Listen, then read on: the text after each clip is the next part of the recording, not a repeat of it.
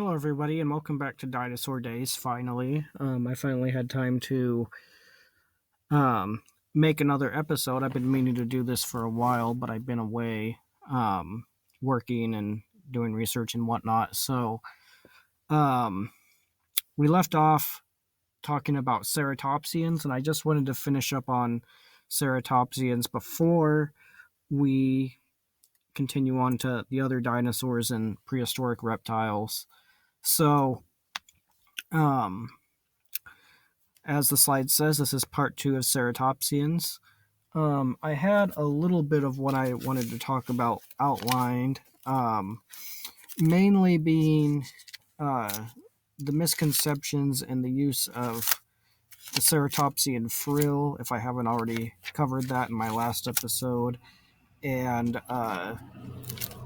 as well as the locomotion of ceratopsians. In other words, the way that they moved around, and a little bit about their skin covering, possibly, and that should be about it. I think I already talked about the um, reproduction and that sort of stuff. So I wanted to start first by talking about the crest or the shield on their head. Um, and how that being used for defensive purposes is probably wrong or inaccurate.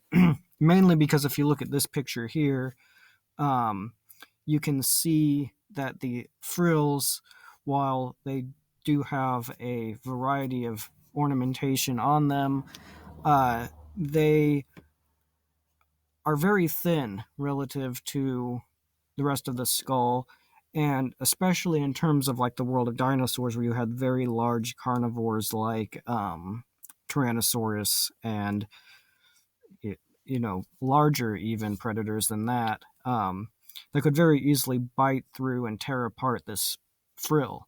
And there have been fossils found of bite marks like in Triceratops bones and whatnot from T-Rex, so we do know that um, they fell prey to Tyrannosaurs pretty frequently. And their frills, while they had horns and whatnot on them, were probably not that effective as a defensive tool against something like a tyrannosaur, possibly smaller predators. Um, but I've heard as well that um, they are probably just entirely meant for sexual selection or species recognition between ceratopsians. And I um, subscribe to this idea a bit more just because if you look up close at the frill of most ceratopsians, they have big canals in them where large blood vessels would fit snugly. So these frills were highly vascularized. So if, say, for example, a predator were to bite the frill and tear a piece off of it, um, there's there would be extreme blood loss, immense amounts of blood loss, depending on where the frill was bit and broken, um, because there were blood vessels running all through these things. They were probably covered in some type of colored skin, or I do like the illustrations I've seen, and I think it's quite accurate to show ceratopsians having colored skin over the surface of their frills. I've heard even two people suggest that perhaps uh, there was a keratin covering to the frill, similar to what you might have on your fingernails, just a smooth, thick keratin shell over it, or like what turtles would have over their shells as well. Um, I just wanted to like reiterate the different forms of ceratopsians there were. It was an extremely diverse group of animals. These are the quadrupedal version or quadrupedal species, just a small selection of them. But the ornamentation on the frills again and the horns were extremely varied. As well as you can see in some of these pictures, they've got different links and necks and whatnot. Which would have helped them browse probably different levels of vegetation while they were eating. Um,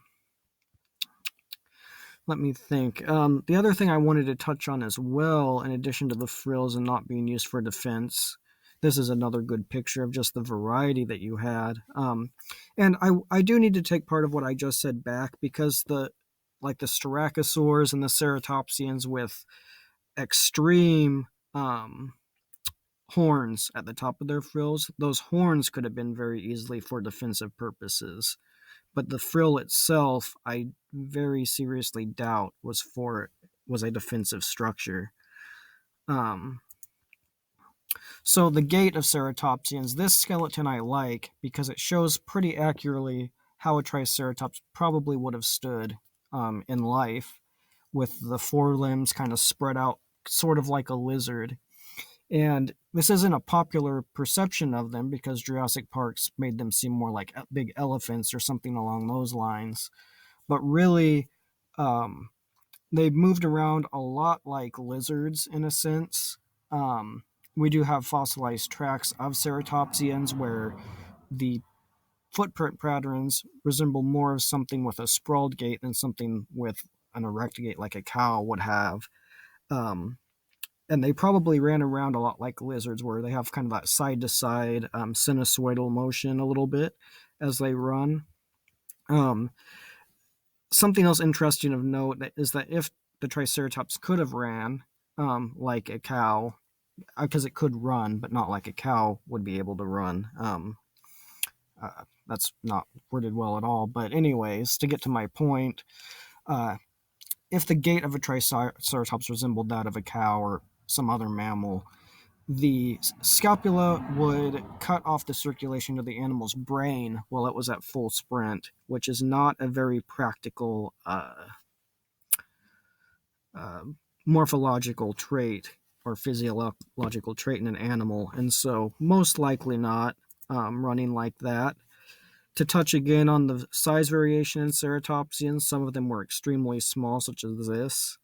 Um, and this is more like what you would see a Triceratops doing, again with its forelimbs having them spread out, kind of like the Komodo dragon or monitor lizard, standing there with that spread gait as well. I wanted to talk a little bit about their integumentary system, or their skin covering.